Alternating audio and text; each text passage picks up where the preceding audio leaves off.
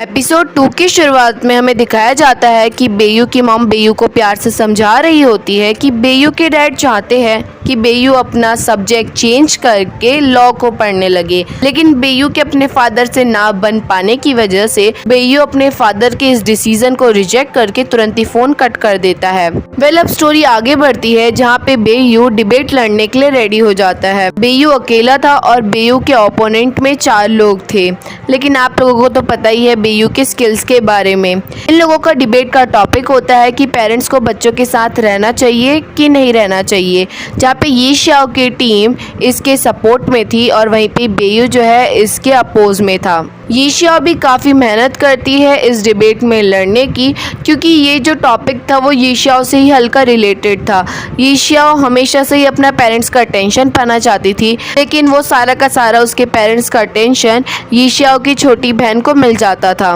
पर as you all know बेयू काफ़ी ज़्यादा अच्छा था और वो अकेले ही चारों से लड़ लेता है और वो जीत जाता है इस डिबेट को। बेयू जैसे ही कंपटीशन हॉल को छोड़ के जा रहा होता है कि टिंग टिंग बेयू को ग्रुप में ऐड होने का बैच पकड़ाती है, लेकिन बेयू साफ साफ टिंग टिंग को मना करके ये कहता है कि मैं यहाँ पे अपने दोस्तों की वजह से आया था और उन्होंने ही मुझे यहाँ पे भेजा था, लेकिन वो खुद ही ना आके मुझे धोखा दे के चले गए और मैं इस टीम में बिल्कुल भी ज्वाइन नहीं होना चाहता हूँ। जिसे सुन के टिंग टिंग हल्का सा उदास हो जाती है। वहीं पे दूसरी तरफ यी शाओ भी जो है काफ़ी ज़्यादा उदास होती है अपनी डिबेट को लेके भी और साथ ही साथ इस चीज़ को लेके भी कि उसके पेरेंट्स उसे अटेंशन क्यों नहीं देते। अब नेक्स्ट डे सभी लोगों को नोटिफिकेशन पहुंचता है कि जितने भी लोग डिबेट में हार गए थे उन लोगों को एक और मौका मिल रहा अपने आप को प्रूफ करने का कि वो डिबेट टीम ज्वाइन करने के लायक है। जिसे सुन के स्विन क्विंग काफ़ी ज़्यादा खुश आती है क्योंकि वो क्विंग बेई के थोड़ा क्लोज जाना चाहती थी। वहीं पे यी शाओ जो है काफ़ी ज़्यादा मेहनत कर रही होती है और वो इस बार दिल से चाहती है डिबेट टीम को ज्वाइन करना।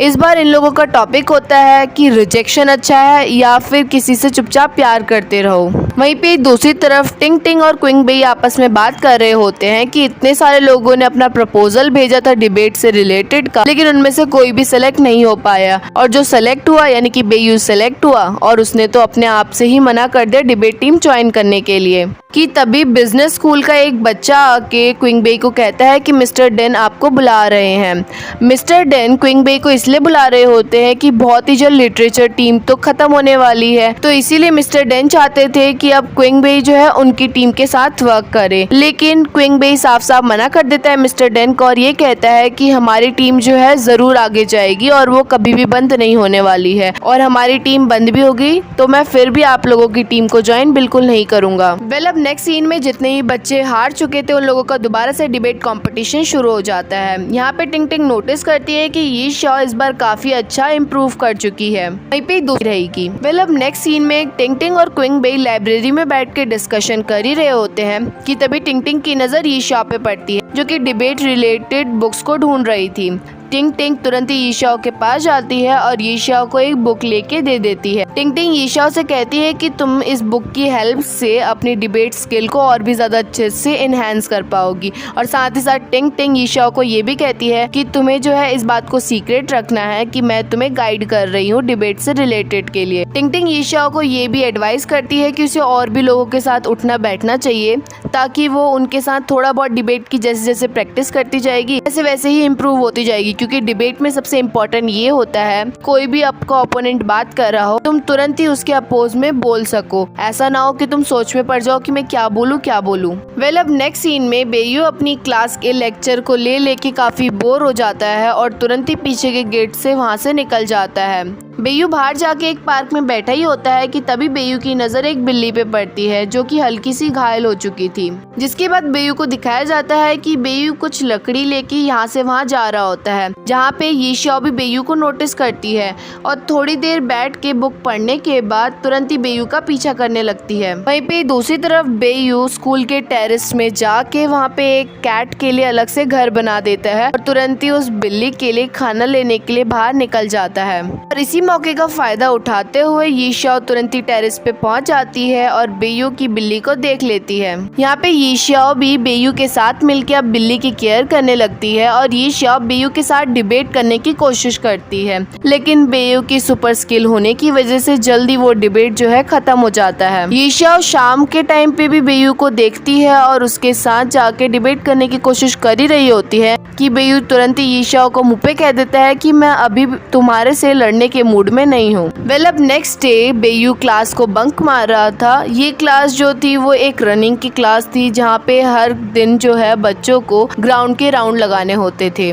लेकिन बेयू हमेशा से इस क्लास को बंक मारता था। लेकिन इस बार जब बेयू बंक मार ही रहा होता है कि तभी टीचर टांग जो है बेयू को देख लेती है और तुरंत ही उसे अपने साथ ग्राउंड में लेके जाती है। ग्राउंड में रनिंग करने के बजाय बेयू आराम से बैठा हुआ था और जैसे ही यी शाओ बेयू को देखती है तो वो तुरंत ही उसके पास जाके कहती है कि अगर तुम मेरी डिबेट स्किल्स को इम्प्रूव करने में मेरी मदद करोगे और मेरे साथ डिबेट करोगे तो मैं इसके बदले में जो हूँ तुम्हारे लिए रनिंग कर दिया करूंगी। यहाँ पे एक्चुअली में मशीन हुआ करती है जहाँ पे तुम्हें अपना ID कार्ड लगाना होता है और तुम्हारी अटेंडेंस फेल हो जाती है। बेयू बिल्कुल भी रनिंग नहीं करना चाहता था, जिस वजह से बेयू खुशी खुशी यी शाओ को अपना कार्ड पकड़ा देता है और यी शाओ की सारी शर्तों को एक्सेप्ट कर लेता है। जिसके बाद ग्राउंड को लीव करते टाइम यी शाओ अपने कार्ड की जगह बेयू के कार्ड को अटेंडेंस मशीन में लगाती है, यानी कि आज के बाद से यी शाओ अपनी एब्सेंट लगाएगी और बेयू की प्रेजेंट। बेयू भी अपनी बात से नहीं मुकरता और वो अब लग जाता है यी शाओ की हेल्प करने। बेयू यी शाओ को यी शाओ के टॉपिक से रिलेटेड पॉइंट्स के बारे में बताता है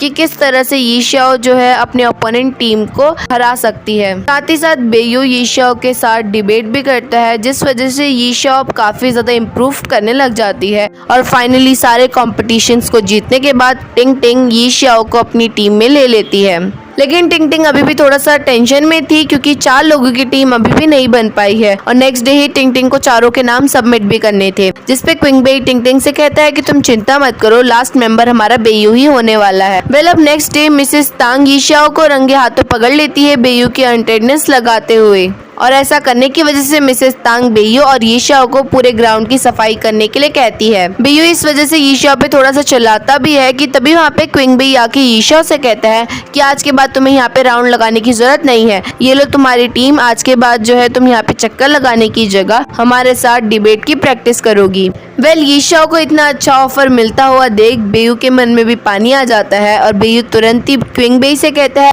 कि मैं भी तुम्हारी टीम ज्वाइन करना चाहता हूँ। टिंग टिंग ने तो मुझे पहले ही ज्वाइन कर लिया था, लेकिन मैंने किसी रीजन की वजह से टिंग टिंग को मना कर दिया था, लेकिन मैं दोबारा से ज्वाइन करना चाहता हूँ डिबेट टीम। जिसके बाद टीम में 4 मेंबर हो जाते हैं और टिंग टिंग तुरंत ही मिसेस तांग के पास जाके चारों के नाम दे देती है, लेकिन मिसेस तांग अभी भी सेटिस्फाई नहीं होती टिंग टिंग से और कहती है कि तुम अगर बाई चांस एक मैच भी हार गए तो तुमसे जो है तुम्हारा रूम छीन लिया जाएगा और आज के बाद डिबेट टीम बंद हो जाएगी। डिबेट टीम के लिए बेयू सेलेक्ट तो हो जाता है, लेकिन बेयू को अब डर था कि कहीं उसके रूममेट्स जो है उस पर चिल्लाने ना लगे, लेकिन बेयू के रूममेट्स इस न्यूज को सुन के नॉर्मल रिएक्ट करते हैं और साथ ही साथ बेयू को ये भी पता चलता है डिबेट टीम के लिए हुआ शिया भी जो है सिलेक्ट हो चुका है कि हुआ शिया की साइंस से रिलेटेड रिकॉर्डिंग उन लोगों को मिल गई थी और जो नॉलेज हुआ शिया ने बताई है वो नॉलेज जो है डिबेट के लिए भी काफी ज्यादा हेल्प करेगी, क्योंकि डिबेट में कोई सा भी तुम्हें टॉपिक मिला है तुम्हें उसके बारे में रिसर्च करना होता है और उसके बारे में तुम्हें इन्फॉर्मेशन प्रोवाइड करनी होती है और हुआ शिया से बढ़कर और ये काम कोई नहीं कर सकता। मतलब नेक्स्ट डे से ही डिबेट की प्रैक्टिस होना शुरू हो जाती है, जहाँ पे बेयू और क्विंग बेई की बहुत ही ज्यादा अनबन होती रहती है, क्योंकि बेयू जो है अपने आप को कुछ ज्यादा ही प्रोफेशनल समझता है कि मुझे तो सब कुछ आता है और क्विंग बेई को पता है कि बेयू इतना भी ज्यादा प्रोफेशनल नहीं है और वैसे भी ज्यादा उड़ना नहीं चाहिए वरना तुम्हें नीचे गिरना पड़ सकता है। बेयू कुछ भी वहाँ पे उल्टा सीधा बोलने लगता है। टिंग टिंग चाहती थी कि वो अपने लास्ट ईयर में एटलीस्ट एक बार डिबेट कंपटीशन जीत के रहे, लेकिन बेयू उसी टाइम पे कह देता है कि हमारी जो लिटरेचर टीम है वो 3 साल से तो हारती जा रही है, तो इस बार भी उसके जीतने के बहुत ही कम चांसेस है। डिबेट की सारी प्रैक्टिस होने के बाद शाम को टिंग टिंग और क्विंग बेई साथ में जाके डिनर कर रहे होते हैं और यहाँ पे क्विंग बेई जो है टिंग टिंग का काफी ज्यादा ध्यान रखता है और बिल्कुल ही आराम से जो है टिंग टिंग को खाना भी खिलाता है। ये सब कुछ सुन क्विंग देख के थोड़ा सा दुखी भी हो जाती है। अब नेक्स्ट डे यी शाओ और बेयू जो है टेरेस पे गए हुए होते हैं कैट को देखने के लिए, जिस वजह से यी शाओ शाओ क्लास में पहुंचने के लिए थोड़ा सा लेट हो जाती है और ये शाओ छुट्टी के वक्त देखती है कि उसके फ्रेंड में से किसी ने भी उसकी अटेंडेंस नहीं लगाई। साथ ही साथ ये शाओ को अब दोबारा से डिबेट की प्रैक्टिस के लिए जाना होता है, जिस वजह से ये शाओ के कोई भी दोस्त ये शाओ के लिए नहीं रुकता। ये शाओ को इन सब चीज को देख के थोड़ा सा दुख महसूस होता है, लेकिन ये शाओ इस बात पे ज्यादा फोकस नहीं करती। वेल वहीं पे दूसरी तरफ मिसेस तांग क्विंग बेई को कह रही होती है कि तुम्हें जो है दूसरी डिबेट टीम ज्वाइन कर लेनी चाहिए, क्योंकि कोच भी चाहते हैं कि तुम जो है दूसरी जगह पे ज़्यादा अच्छे से काम करोगे। लेकिन क्विंग बेई तुरंत ही रूम से बाहर निकल के टिंग टिंग से कहता है कि मैं या तो डिबेट करूंगा तुम्हारी टीम में रह के, वरना मैं छोड़ दूंगा सब कुछ। क्विंग बेई की डिबेट लाइन को छोड़ देने की बात सुन के टिंग टिंग अपने पास्ट में चली जाती है, जहाँ पे जब टिंग टिंग ने ग्रुप ज्वाइन की थी डिबेट की,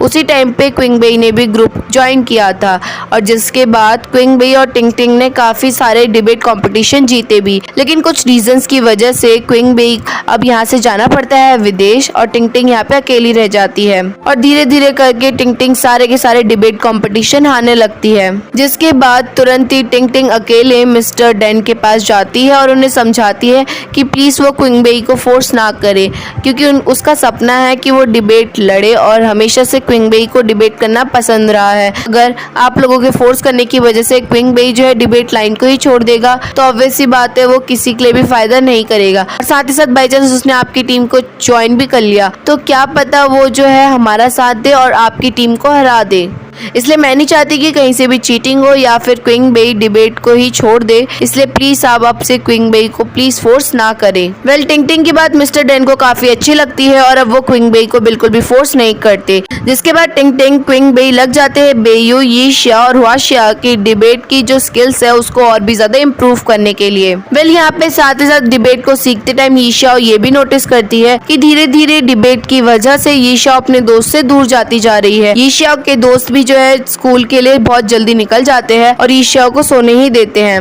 वेल अब क्विंग बेई सबको बताता है कि उन्हें सबसे पहले अपनी रिदम को सुधारना पड़ेगा और साथ ही साथ कम टाइम में ज्यादा वर्ड्स बोल पाने की प्रैक्टिस करनी पड़ेगी, यानी कि उन्हें ओवरऑल जो है रीडिंग की प्रैक्टिस करनी पड़ेगी। ये सब कुछ क्विंग बेई ने इसलिए कहा क्योंकि आप लोग अगर डिबेट में जा रहे हैं और इतनी बड़े स्टेज में कुछ बोल रहे हैं, तो अगर आपकी बातों में बिल्कुल भी रिदम नहीं है तो ऑडियंस जो है बिल्कुल भी इंटरेस्ट नहीं लेगी आपकी बात सुनने में। वो बिल्कुल ऐसा लगेगा कि आप सिर्फ पढ़ते जा रहे हो पढ़ते जा रहे हो पढ़ते जा रहे हो। और वहीं पे दूसरी बात, आप लोगों के पास जो है डिबेट के लिए टाइम लिमिट होती है, यानी कि आपको कम टाइम में अपने ज्यादा वर्ड्स को बोल पाना है और अपनी ऑडियंस को अपने पॉइंट्स के बारे में बिल्कुल अच्छे से एक्सप्लेन करना है। ये जो 2 पॉइंट है वो काफी ज्यादा इंपॉर्टेंट रोल प्ले करते हैं किसी भी डिबेटर के लिए। वेल सब लोग कुछ दिनों तक तो प्रैक्टिस करते हैं, लेकिन बेयू अपने आप को काफी ज्यादा ओवर स्मार्ट समझता था, जिस वजह से बेयू इस बार भी क्विंग बेई से लड़ने लग जाता है और कहता है कि मैं नहीं करने वाला ये प्रैक्टिस, इससे कुछ फायदा नहीं होने वाला है, मैं ऑलरेडी इम्प्रूव्ड हूँ इन सब चीजों के लिए। यहाँ पे बेयू और क्विंग बेई की लड़ाई हो ही जाती, लेकिन यहाँ पे तभी टिंग टिंग आकर सब लोगों को न्यूज बताती है कि उनके ग्रुप में बहुत जल्दी एक न्यू मेंबर भी आने वाला है, क्योंकि सभी टीम के लिए एक एक लीडर बनाया जा रहा है। ये बात सुन के यी शिया स्विंग क्विंग का नाम का भी एक फॉर्म भर देती है और स्विंग क्विंग भी काफी खुश हो जाती है इस बात को सुन के, क्योंकि एज अ लीडर भी अगर स्विंग क्विंग लिटरेचर टीम की ग्रुप में आ गई तो सीधा क्विंग बेई के थोड़ा बहुत नजदीक तो चली ही जाएगी। लेकिन नेक्स्ट डे लिटरेचर टीम का कोई भी लीडर नहीं बनना चाहता था, जिस वजह से स्विंग क्विंग भी अपना हाथ नहीं खड़ा करती। वहीं पे दूसरी तरफ बेयू और क्विंग बेई की दोबारा से आपस में बहस हो जाती है इस बात को लेके कि बेयू चाहता था कि वो डिबेट टीम में 4th पोजीशन में रहे, लेकिन क्विंग बेई बेयू को 2nd और 3rd में रखता है, क्योंकि 4th का काम होता है लास्ट में पूरे डिबेट की समरी को बताना, जो कि हल्का सा हार्ड काम है। लेकिन बेयू को इस बात से काफी ज्यादा गुस्सा आ जाता है और बेयू डिसाइड करता है कि वो डिबेट टीम नहीं ज्वाइन करने वाला। वेल अब नेक्स्ट सीन में दिखाया जाता है कि हुआ शिया ने कुछ चीजों को रिसर्च करके एक दोबारा से वीडियो बनाई थी, जिसे जो है कैंटीन के टीवी में दिखाया जा रहा था। हुआ शिया भी कैंटीन में अपनी वीडियो को देखता है, लेकिन उस वीडियो को देख के खुश होने के बजाय हुआ शिया वहाँ पे थोड़ा सा नर्वस सा महसूस करता है। ऐसा लग रहा था कि हुआ शिया को बाकी लोगों के सामने बोलने में काफी डर लगता है। वेल ड्रामे में आगे सभी लोगों को एक एडिशनल सब्जेक्ट चूज करना था, जहाँ पे बेयू यी शिया के सारे दोस्त इंग्लिश क्लास को सिलेक्ट करते हैं। लेकिन सीट फुल हो जाने की वजह से सीजाओ रह जाता है कि तभी बेयू की नज़र पड़ती है एक और एडिशनल सब्जेक्ट पे, जिसमें एक ही सीट खाली होने की वजह से सीजाओ बिना सोचे समझे उसको सेलेक्ट कर देता है। लेकिन बाद में सीजाओ को पता चलता है कि एक्चुअली में वो क्लास जो थी वो एरोबिक क्लास थी, जहाँ पे सभी लड़कियां थी और सीजाओ अकेला लड़का था। नेक्स्ट डे मिसेस तांग स्विंग क्विंग को रोकते हुए कहती है कि तुम्हारा शाओइन और वूडी का सिलेक्शन एरोबिक क्लासेस के लिए हुआ है। एक्चुअली में इंग्लिश क्लास सारी फुल हो चुकी है, लेकिन गलती से तुम्हारा नाम इंग्लिश क्लास के लिए ज्वाइन हो चुका है, यानी कि अब से ये शाओ अपने दोस्त से और भी ज्यादा दूर होती जा रही है। जिसके बाद स्विंग क्विंग शाओइन और वूडी को लेकर एरोबिक क्लासेस के लिए चली जाती है, जहाँ पे स्विंग क्विंग डिसाइड करती है कि वो तीनों एरोबिक क्लासेस के बाद हॉटपॉट खाने जाएंगे। यहाँ पे हॉटपॉट खाते टाइम स्विंग क्विंग कुछ फोटोज ग्रुप में भी सेंड करती है और ऑब्वियस ही बात है ये शाओ भी उस ग्रुप में थी और ये शाओ उन फोटोज को देख लेती है। ये शाओ तुरंत ही स्विंग क्विंग को कॉल करती है। यहाँ पे ये शाओ थोड़ा बहुत बहाना बनाते हुए कहती है कि तुम लोग मेरा वेट मत करना खाना खाने के लिए, मेरे को तो अभी जाना है डिबेट की क्लास की प्रैक्टिस के लिए। और तुरंत ही ईशाओ फिर उसके बाद फोन कट कर देती है। लेकिन ईशाओ को यहाँ पे हल्का सा बुरा लगता है कि उनमें से किसी ने भी ईशाओ को कॉल करके एक बार भी खाने के लिए नहीं पूछा। साथ ही साथ वूडी और शाओइन भी स्विंग क्विंग को हल्का सा समझाती है कि तुम्हें ईशाओ को कॉल कर लेना चाहिए था, जिसमें स्विंग क्विंग कहती है कि मैंने तो उसे इसलिए कॉल नहीं करा क्योंकि उसकी डिबेट क्लास थी और मैं नहीं चाहती उसको डिस्टर्ब करना। लेकिन फिर वूडी और शाओइन के थोड़ा समझाने के बाद स्विंग क्विंग को भी थोड़ा सा रियलाइज होता है कि शायद से उसने बहुत बड़ी गलती करी है। ड्रामे में आगे ईशाओ को भूख लगी हुई थी, लेकिन ईशाओ के पास कोई दोस्त ना होने की वजह से ईशाओ बिल्ली को देखने के लिए स्कूल के टेरेस में चली जाती है कि तभी वहाँ पे थोड़ी देर में बेयू भी आ जाता है और इनकी बातों बातों में ही दोबारा बहस होने लगती है, क्योंकि बेयू को यही लगता है कि भाई मैं ही सबसे अच्छा हूँ डिबेट करने में। जबकि ईशा समझाती भी है बेयू को कि क्विंग बेई जो है तुमसे ज़्यादा एक्सपीरियंस वाला है और वो तुमसे कई गुना अच्छा भी है, तुम्हें उनसे ऐसे ही बेफालतू में नहीं लड़ना चाहिए। जिसके बाद ड्रामे में आगे जब बेयू अपने रूम में जा रहा होता है कि तभी बेयू की नज़र नोटिस बोर्ड में पड़ती है, जहाँ पे क्विंग बेई का एक पोस्टर लगा हुआ था, जिसे देख के बेयू तुरंत ही उस पोस्टर के पास जाता है और क्विंग बेई की फोटो बिगाड़ के वहाँ से चले जाता है। ड्रामे में आगे ईशा के पास वूडी जाके पूछती है कि क्या तुम हमारे साथ आज हॉटपॉट खाने जाओगी, जिसपे ईशा साफ साफ मना करते हुए कहती है कि नहीं, क्योंकि मेरे को डिबेट क्लास के लिए जाना है, इसलिए मैं आज तुम्हारे साथ नहीं जा पाऊंगी। एक्चुअली मैं ईशा जाना चाहती थी, लेकिन कल की बात की वजह से ईशा को थोड़ा सा बुरा लगता है और ईशा झूठ बोलते हुए वूडी को मना कर देती है। ड्रामे के आगे हमें दिखाया जाता है कि बेयू अपनी क्लास में बैठा हुआ था, क्योंकि बेयू तो डिसाइड कर चुका था कि वो डिबेट टीम दोबारा ज्वाइन नहीं करेगा।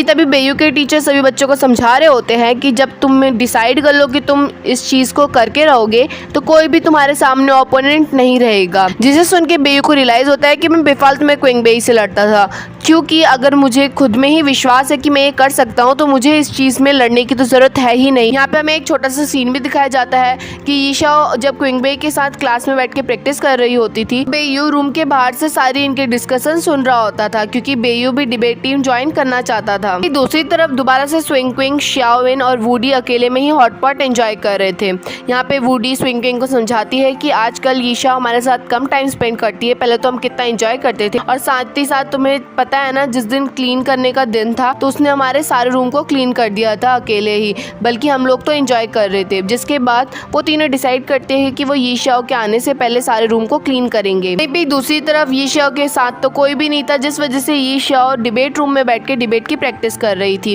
कि तभी थोड़ी देर में वहाँ पे टिंग टिंग आती है और यीशाओ की प्रैक्टिस कॉपी को देखती है, जिसमें यीशाओ ने क्विंग बेई की भी पिक्चर्स बनाई हुई थी, जिसमें यीशाओ ने क्विंग बेई की भी पेंट्स बनाई हुई थी। जिसके बाद टिंग टिंग भी अपनी पेंटिंग यीशाओ को दिखाती है, जिसे देख के यीशाओ काफ़ी ज़्यादा हैरान हो जाती है, क्योंकि टिंग टिंग की पेंटिंग काफ़ी ज़्यादा अच्छी थी और टिंग टिंग ने उसमें क्विंग बेई और साथ ही साथ अपने पुराने डिबेट टीम के लोगों को बनाया हुआ था। यहाँ पे टिंग टिंग बताती है कि जब हम लोग मिले थे तो हमें बिल्कुल भी नहीं लगा था कि हम इस तरह से बिछड़ जाएंगे, जिसे सुन के ईशा को अपने और अपने दोस्तों की याद आती है, क्योंकि स्टार्टिंग में वो लोग कितना एंजॉय करते थे, एक साथ रहते थे, लेकिन अब धीरे धीरे वो लोग सेपरेट होते जा रहे हैं। जिसके बाद ईशा अपने रूम के लिए निकल जाती है, जहाँ पे शाओइन, वूडी और स्विंग क्विंग ऑलरेडी रूम को साफ करने में लगे हुए थे। जिसके बाद स्विंग क्विंग ईशा से माफी भी मांगती है और ईशा स्विंग क्विंग को माफ कर लेती है। यहाँ पे हमें ये चीज समझ में आती है कि जब हम एक बार डिसाइड कर ले किसी चीज को करने का तो हम उससे के रहते हैं और कोई भी पावर हमें नहीं रोक पाती। जिसके बाद सीजाओ भी डिसाइड कर लेता है कि आज के बाद वो एरोबिक क्लास में सिर्फ और सिर्फ देखने के लिए नहीं, उसे प्रैक्टिस करने के लिए भी जाएगा।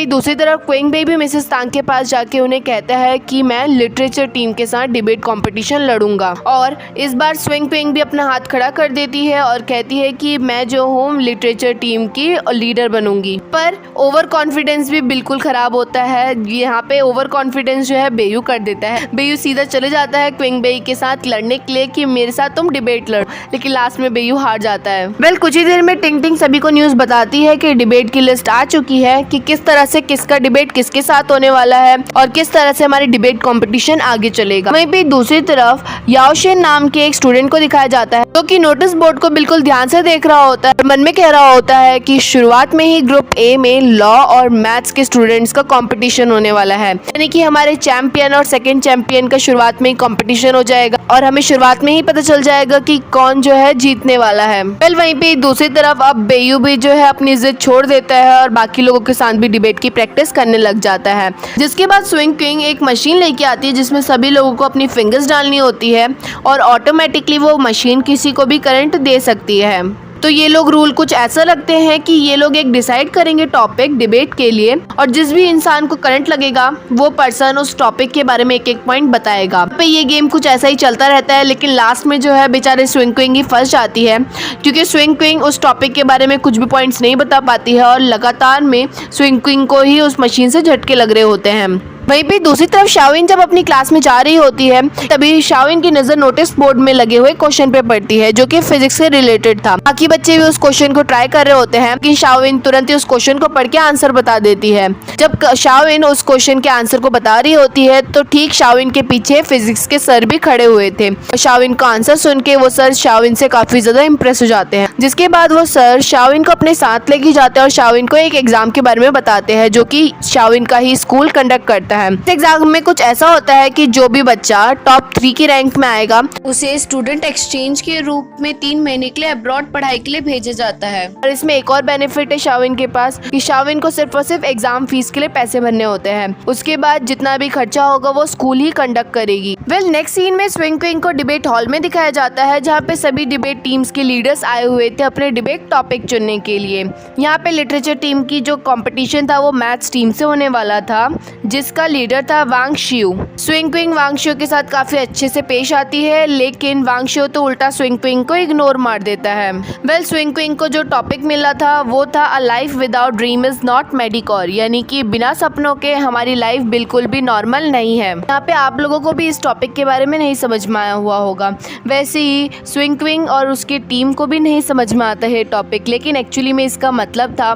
कि बिना ड्रीम के हमारी लाइफ जो है वो बिल्कुल भी नॉर्मल नहीं है। यानी कि टिंग टिंग और क्विंग बेई की टीम को ये बताना था कि लाइफ में ड्रीम्स का होना कितना ज़्यादा इम्पॉर्टेंट है। साथ ही साथ टिंग टिंग और क्विंग बेई अपनी टीम को मैथ्स टीम के पास भी लेके जाती है और सभी के बारे में एक्सप्लेन करती है, जहाँ पे टिंग टिंग बताती है कि मैथ्स टीम का सबसे इम्पॉर्टेंट खिलाड़ी जो है वो वांग शियो ही है, वो उस टीम का कैप्टन भी है और सेकंड डिबेटर भी है, क्योंकि लास्ट बार भी वांग शियो की वजह से ही जो है मैथ्स टीम जीत गई थी और हमारी टीम हार गई थी। वेल अगले सीन में हमें दिखाया जाता है कि वुडी, यीशा और शाओविन साथ में बैठ के खाना खा रहे थे, जहाँ पे शाओविन दोनों को बता रही होती है अपने फिजिक्स के एग्जाम के बारे में, जिसे सुन के वुडी और यीशा काफ़ी ज़्यादा खुश होते हैं क्योंकि एक तो शाओविन के यहाँ पे पैसे बचने वाले थे और साथ ही साथ शाओविन बचपन से ही फिजिक्स लाइन में जाना चाहती थी, लेकिन शाओविन के घर वाले उसे साइंस पढ़ने के लिए मना कर देते हैं क्योंकि उन्हें लगता है कि लड़कियों को साइंस नहीं पढ़नी चाहिए, जिस वजह से शाओविन को जो है लास्ट में आर्ट्स लेनी पड़ती है फिजिक्स की बजाय। वहीं पे स्विंग क्विंग अपने ग्रैंड पेरेंट्स के घर में जाके उनके रेस्टोरेंट से कुछ सामान अपने प्रैक्टिस रूम में शिफ्ट कर देती है, जैसे कि पानी के लिए फिल्टर और कॉफ़ी और थोड़े बहुत स्नैक्स। इन सब चीज़ को देख के सभी लोग स्विंग क्विंग का काफ़ी ज़्यादा थैंकफुल भी होते हैं। वहीं पे दूसरी तरफ जहाँ पे बेयू यीशा अपने प्रैक्टिस कर रहे होते हैं डिबेट की और टिंग टिंग क्विंग बेई अपने टॉपिक से रिलेटेड बातें कर रहे होते हैं, वहीं पे दूसरी तरफ स्विंग क्विंग जो है अपने टीम्स के मेंबर्स के लिए ड्रेस का सिलेक्शन कर रही होती है। वेल अब नेक्स्ट डे टिंग टिंग और क्विंग बेई डिबेट के लिए बात कर रहे होते हैं कि उन दोनों के साथ कौन और दो जाने वाला है डिबेट कॉम्पिटिशन के लिए, क्योंकि टिंग टिंग और क्विंग बेई तो जाएंगे ही जाएंगे, लेकिन उन्हें बेयू, यीशा और हुआशिया में से किसी दो को ही चुनना था। यहाँ पे क्विंग बेई को लगता है कि उन्हें बेयू और हुआशिया को लेके जाना चाहिए क्योंकि यीशा भले ही इम्प्रूव कर रही है लेकिन वो अभी अच्छे से नहीं सीख पाई है डिबेट। वेल यीशा भी टिंग टिंग और क्विंग बेई की टेबल से कुछ दूर ही बैठी हुई होती है और ये सारी बातें सुन के काफ़ी ज़्यादा दुखी हो जाती है।